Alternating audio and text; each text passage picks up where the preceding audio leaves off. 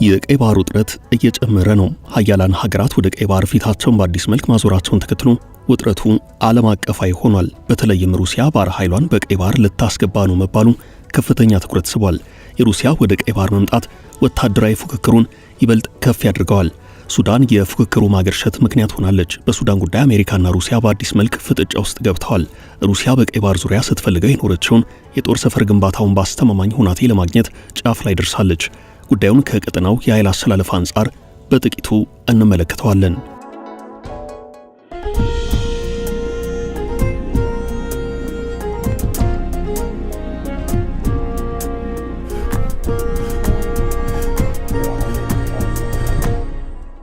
በቀይ ባህር የሩሲያና የአሜሪካ ፉክክር። በአንድ ወቅት የሩሲያና የአሜሪካ ወታደራዊ ፉክክር በቀይ ባህር ቀጠና ተቀጣጥሎ ነበረም። ሁለቱም ሀያላን ሀገራት ሱዳንን ማዕከል ያደረገው ወታደራዊ ፉክክር ማካሄዳቸው ደግሞ የአፍሪካን ቀንድ ውጥረት ከፍ አድርጎት ነበረም። ሱዳን አሜሪካ በምትፈልጋት ቦታ ላይ ለመገኘት ሁሌም ዝግጁ መሆኗ የሚታወቅ ነው። በጊዜው አሜሪካ ለሱዳን የጦር መርከብ በስጦታ አበርክታ ነበረም። ሱዳንም አመሰግናለሁ በዚህ ወሳኝ ሰዓት የነን መርከብ ስላበረከትሽልን ብላ የምስጋና ደብዳቤውን ጽፋ ሳትጨርስ በሌላ አቅጣጫ ሌላኛዋ የአሜሪካ ተፎካካሪ ሩሲያ የጦር መርከቧን ጭና ወደ ሱዳን እየከነፈች ስትገባ ሱዳን በሁለት ወዶ ተወዛገበች። አሜሪካም ሩሲያም በተመሳሳይ ፍላጎትና ስጦታ እኩል መጥተው የፍልሚያ ሜዳ አድርጓት። ሩሲያ የሱዳንን ወታደራዊ ሎጂስቲክስ እንዲጠናከር መደገፏን እንደምትቀጥል ከመርከቡ ጋር ወደ ሱዳን የገባው የሩሲያ ባህር ኃይል አዛዥ የሱዳን ባህር ኃይል አዛዥ ጋር ተገናኝተው መምከራቸው ወቅቱ ተዘግቦ ነበረም። በዚህ ሳቢያ ከአሜሪካ ይልቅ የሩሲያ ጥረት ከፍ ብሎ ታይቷል። ጦርነቱ ከመቀስቀሱ በፊት ሩሲያ ከሁለት አስርት ዓመታት በላይ የሚቆይ በፖርት ሱዳን የባህር ኃይል ጦር ሰፈር ለመገንባት ተስማምታ ነበረም። የባህር ኃይሉ በአንድ ጊዜ እስከ 4 መርከቦችን የሚያስተናግድ ነው።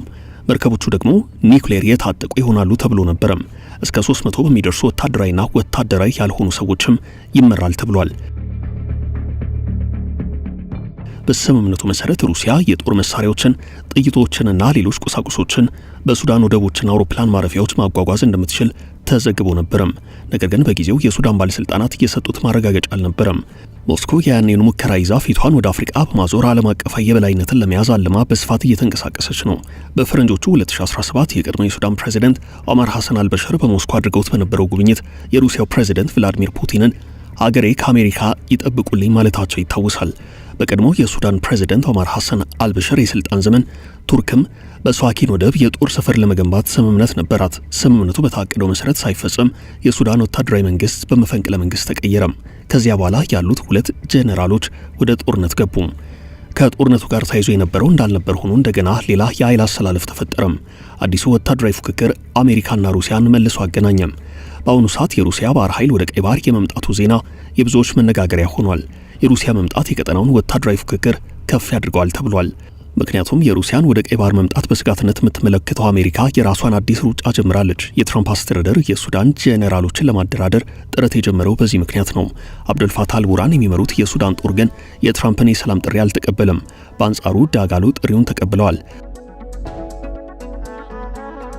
በዚህ ጊዜ ነው እንግዲህ ሩሲያ በቀይ ባህር አዲስ ኃይል ሆና ብቅ ያለችው።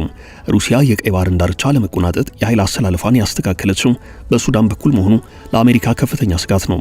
በቀጠናው ወታደራዊ ፉክክሩ ከባድ የተባለውም ከዚህ አንጻር ነው። ሩሲያ ከሱዳን ጋር መግባባት ላይ ለመድረስ የሱዳን ግዛት ከሆነው የባህር በር የተወሰነውን ወስዳ የባህር ጦር ሰፈር ለማቋቋም እንቅስቃሴ ጀመረችው ቀደም ብሎ ቢሆንም ያ የቀደመ ጥረቷ ግን በሁለት ምክንያት አልተሳካም። አንደኛው ከዩክሬን ጋር በጀመረችው ጦርነት ነው።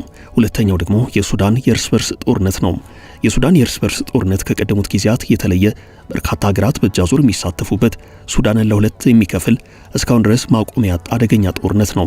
ሩሲያ ከብዙ ዓመታት በኋላ ተመልሳ የቀደመ እቅዷን ለመፈጸም መግቢያ ያገኘችው በሱዳን ጦር በተፋላሚው የፈጥኖ ደራሽ ኃይል ሽንፈት እየገጠመው ስለሆነ ነው።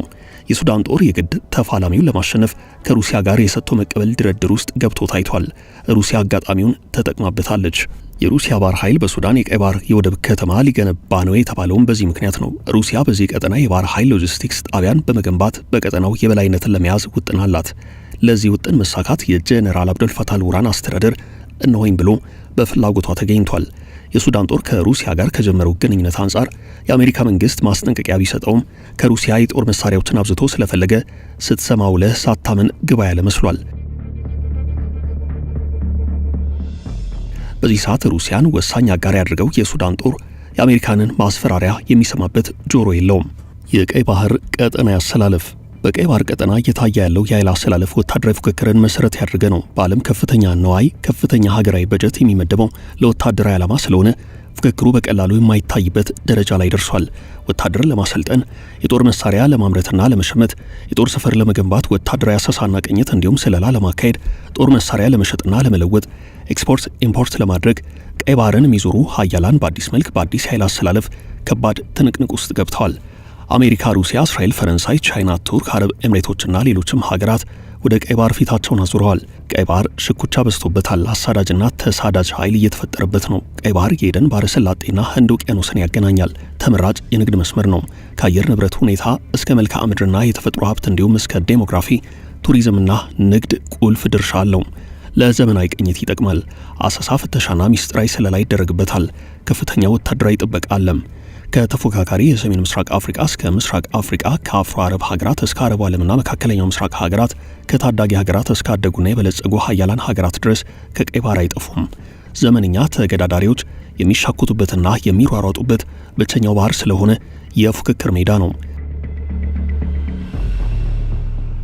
ተፎካካሪዎቹ ከአፍሪካ ኢትዮጵያን ጨምሮ ግብጽ፣ ሱዳን፣ ኤርትራና ጅቡቲ ወሳኝ ሀገራት እየሆኑ መጥተዋል። ከእስያ የመን፣ ሳዑዲ አረቢያ፣ እስራኤልና ዮርዳኖስ የሚዋሰኑትም ይህ የብዙዎች መፎካከሪያ ባህር 1398 ማይል እርዝመትና 221 ማይልስ ስፋት አለው።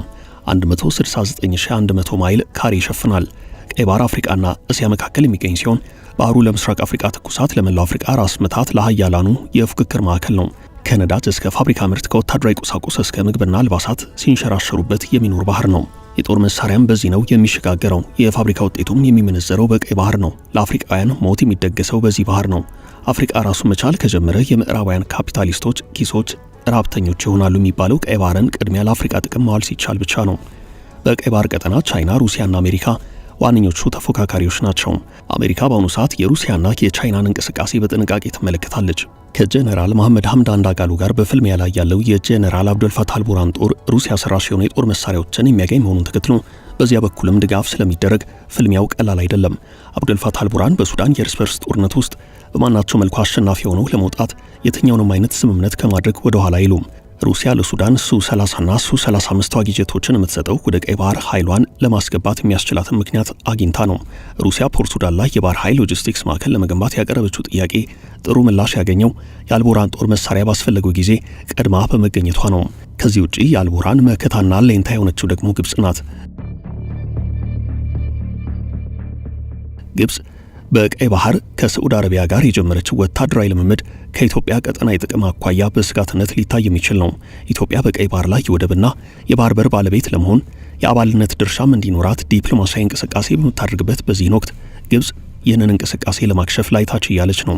የግብጽ ዋና ዓላማ ኢትዮጵያን በቀጠናው ከበባ ውስጥ ማስገባት ነው። ከቀይ ባህር ደግሞ እንድትርቅ ማድረግ ነው። በቀይ ባህር ወታደራዊ ልምምድና ወታደራዊ ዝግጅት ላይ ከግብጽ እስከ ሳዑዲ አረቢያ በተጨማሪም ሌሎች የኢትዮጵያ ባላንጣ ይሆናሉ የተባሉና ከግብጽ ጋር ትብብርና ስምምነት ያላቸውም ሀገራት እየተሳተፉ ነው። እነ ኤርትራ፣ ሱዳን፣ ሶማሊያ፣ ጅቡቲ፣ ዮርዳኖስና የመን በዚህ በኩል ትብብራቸውን እያሳዩ ነው። የቀይ ባህር ትብብር ጥምረት አካል የሆነው ወታደራዊ ልምምድ በቀጥታ ለኢትዮጵያ ስጋት ሊሆን እንደሚችል ይነገራል። ከግብጽ ጋር ህብረትና ስምምነት ያላቸው ሀገራት ባለፈው መስከረም ወር የጋራ የሆነ ውል አስረዋል፣ ፊርማም ተፈራርመዋል። በዚህ ስምምነት መሰረት ቀይ ባህር ላይ ወታደራዊ ልምምድ ያደርጋሉ። የሬድ ዌቭ 8 ልምምድ በቀጠናው ላለው የኃይል አሰላለፍ ተገዥ ላልሆኑ አዳዲስ ፍላጎቶች ላይ ያተኮረ ትብብር የመፍጠር አዝማሚያ የታየበት ነው። ግብጽ እንዲህ አይነቱን ትብብር የምትፈጥረው በአፍሪካ ቀንድ የኢትዮጵያን ተጽዕኖ ፈጣሪነት ለመቀነስና ወደብ አልባ ሆና እንድትቀጥል ለማድረግ ነው። በታላቁ የኢትዮጵያ ህዳሴ ግድብ ዲፕሎማሲያዊ ኪሳራና ሽንፈት የደረሰባት ካይሮ ሌሎች አማራጮችን ለመጠቀም አትዘናጋም። እናም በግድቡ የተከናነበችው ሽንፈት በወደቡ እንዳይደገምባት እንቅልፋታ እየሰራች ነው የሚባለውም ከዚህ አንጻር ነው።